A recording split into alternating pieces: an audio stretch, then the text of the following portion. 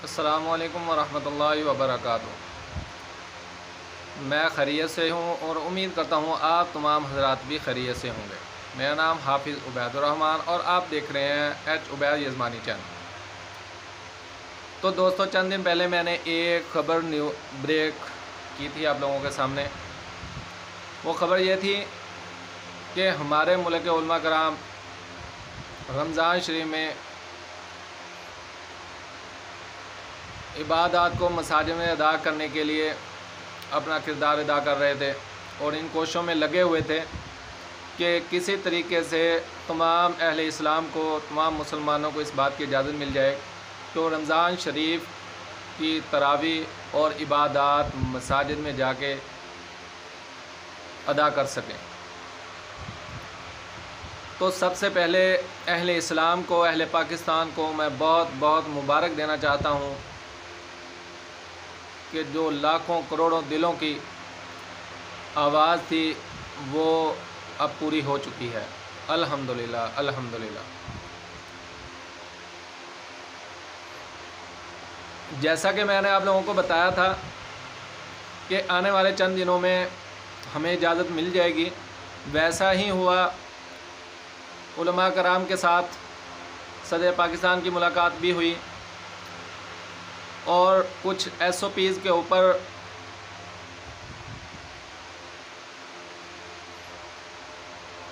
ان کی بات ہو گئی ہے کہ ان ایس او پیز پر عمل کرتے ہوئے آپ رمضان شریف کے اندر تراویح اور دیگر عبادات جو آپ کر سکتے ہیں، لیکن ان ایس او پیز پر عمل کو یقینی بنانا آپ لوگوں کی ذمہ داری ہوگی۔ اس کے لیے آپ تمام علماء کرام گائیڈ لائن دیں گے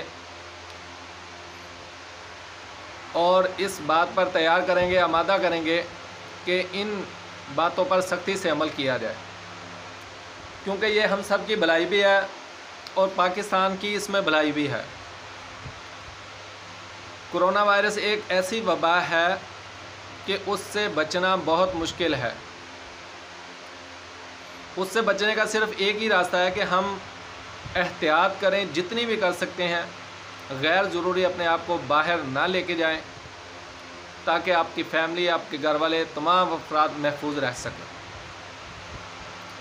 تو اسی طرح یہ بات طے ہوئی ہے کہ آپ نماز تراویح اور دیگر عبادات مسجد میں جا کے کر سکتے ہیں، لیکن اس کے لیے اس بات کو یقینی بنانا ہوگا کہ مساجد سے جتنی بھی صفیں ہیں، چٹائیاں ہیں، ان تمام چیزوں کو وہاں سے اٹھانا ہوگا اور ان کی اچھے طریقے سے صفائی کو یقینی بنانا ہوگا،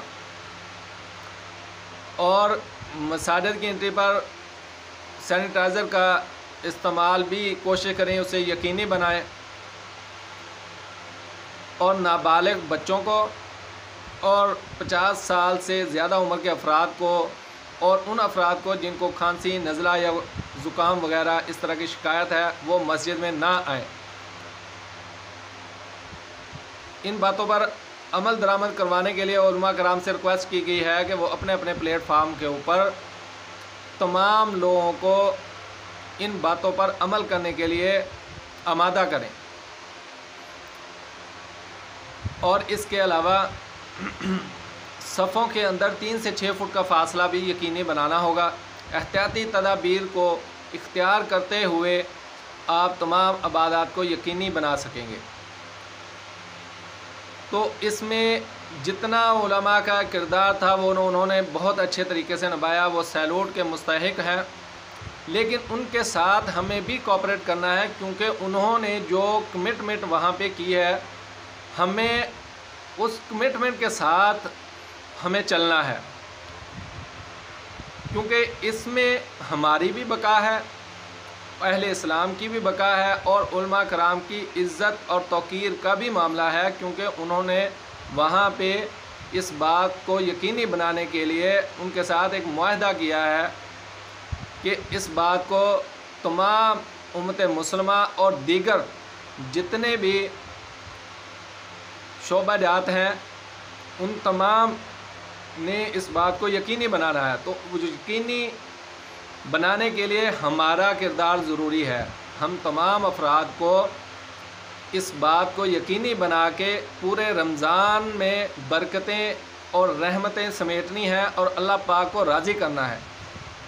جیسے اللہ پاک راضی ہوں گے، یہ کرونا ہو چاہے کوئی اور بیماری ہو، تمام بیماریاں اللہ کے فضل و کرم سے خود بخود یہاں سے دور ہو جائیں گی، اور انشاءاللہ العزیز تمام افراد اس سے محفوظ بھی ہو جائیں گے انشاءاللہ، اور جتنے بھی افراد اس کا شکار ہیں ان کی رمضان شریف کی برکتوں سے وہ بھی صحت یاب ہو جائیں گے۔ تو دوستو، جہاں تک تو یہ جو خبر میں نے پہلے آپ لوگوں کے سامنے 2-3 دن پہلے بریک کی تھی وہ عملی شکل میں آ چکی ہے۔ انشاءاللہ 1-2 روز میں باقاعدہ اس کا اعلان بھی کر دیا جائے گا، اور اس کے علاوہ کچھ باتیں میں آپ لوگوں سے عرض کرنا چاہتا ہوں۔ کچھ احتیاطی تدابیر کے ساتھ ساتھ آپ 5 وقت کی نماز کی پابندی کریں اور ان میں دعاؤں کا اہتمام کریں۔ دعائیں بہت ضروری ہیں دوستو، جتنا آپ اللہ تعالیٰ سے مانگیں گے، اللہ تعالیٰ کے سامنے گڑ گڑائیں گے، انشاءاللہ وہ ہم سے ناراض ہیں، راضی ہو جائیں گے، کیونکہ وہ 70 ماہوں سے زیادہ پیار کرتے ہیں ہم سے۔ تو نماز پڑھتے ہوئے آپ نے دعاؤں کا اہتمام ضروری بنانا ہے۔ سب سے پہلے آپ لوگوں کو ایک دعا بتاؤں گا جو صحیح الجامعہ کی حدیث ہے، اس میں یہ درج ہے، اور یہ ایسی دعا ہے، اس کا نام ہے آیت الکرسی۔ جو شخص ہر نماز کے بعد اس آیت الکرسی کو لازم کر لیتا ہے اپنے اوپر، موت کے علاوہ کوئی چیز اسے جنت میں جانے سے نہیں روک سکتی۔ دوستو، اتنی بڑی خوشخبری ہے، اتنا بڑا انعام ہے اللہ پاک کا، اس کو آپ اہتمام کے ساتھ پڑھیں۔ دعا آپ لوگوں کے سامنے عرض کر رہا ہوں۔ اللہ لا الہ الا هو الحی القیوم لا تأخذہ سنۃ ولا نوم لہ ما فی السماوات وما فی الارض من ذا الذی یشفع عندہ الا بإذنہ یعلم ما بین ایدیہم وما خلفہم ولا یحیطون بشیء من علمہ الا بما شاء وسع کرسیہ السماوات والارض ولا یعودہ حفظہما وہو العلی العظیم۔ تو دوستو، اس دعا کا لازمی اہتمام کریں، اگر ہو سکے تو فجر اور مغرب کے بعد اسے 3 دفعہ پڑھ لیا کریں، باقی نمازوں کے بعد 1 دفعہ پڑھیں۔ اس کے علاوہ ایک اور دعا آپ لوگوں کو بتا رہا ہوں، وہ ہر نماز کے بعد اول و آخر درود شریف پڑھتے ہوئے 7 مرتبہ اس دعا کو پڑھنا ہے آپ لوگوں نے۔ وہ دعا ملاحظہ فرما لیں۔ حسبی اللہ لا الہ الا ہو علیہ توکلت وہو رب العرش العظیم۔ یہ ابو داؤد کی حدیث ہے اور اس کی صحت جید ہے۔ اس کے علاوہ ایک اور دعا آپ لوگوں کو آج کل کے کرونا وائرس کے یا اس کے علاوہ اور کوئی بھی بیماری ہو اس سے شفا کے لیے یہ بہت ہی مجرب دعا ہے، اس کا اہتمام کریں انشاءاللہ العزیز بہت زیادہ فائدہ ہونے والا ہے اس سے۔ یہ ابو داؤد، ترمذی اور ابن ماجہ میں یہ نقل کی گئی ہے۔ دعا آپ لوگوں کے سامنے پیش کر رہا ہوں، یہ بھی ہر نماز صبح و شام اس دعا کا اہتمام کرنا ضروری ہے۔ اول و آخر درود شریف پڑھتے ہوئے اس دعا کو 3 دفعہ آپ دہرائیں گے۔ دعا ملاحظہ فرمائیں۔ بسم اللہ الذی لا یضر مع اسمہ شیء فی الارض ولا فی السماء وہو السمیع العلیم۔ اس کا ترجمہ آپ لوگوں کے سامنے پیش کر رہا ہوں۔ اللہ کے نام کے ساتھ جس کے نام کے ساتھ زمین و آسمان میں کوئی چیز نقصان نہیں پہنچاتی، وہی سننے والا اور جاننے والا ہے۔ دوستو، جیسا کہ آپ لوگوں نے سنا کہ اللہ کے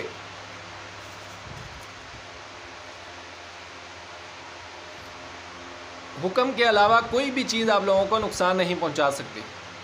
جب یہ دعا اللہ تعالیٰ سے مانگیں گے اور تو اللہ پاک خود بخود ہر طرح کی بیماریوں سے ہمیں محفوظ فرمائیں گے۔ تو یہ تھی آج کی آپ لوگوں کے ساتھ ایک بریکنگ نیوز بھی کہہ لیں، اور ایک احتیاطی تدابیر کے ساتھ آپ لوگوں کو چند دعائیں بتائی ہیں، ان کو یقینی بنانا ہے آپ لوگوں نے۔ انشاءاللہ آپ لوگوں کو میری یہ ویڈیو بہت پسند آئی ہوگی۔ جس کو پسند آئی ہے وہ اس ویڈیو کو لائک اور شیئر کریں اور اسے سبسکرائب بھی کریں، تاکہ میرے آنے والی نئی ویڈیو آپ لوگوں تک پہنچ سکے۔ وما علینا الا البلاغ المبین۔ السلام علیکم ورحمۃ اللہ وبرکاتہ۔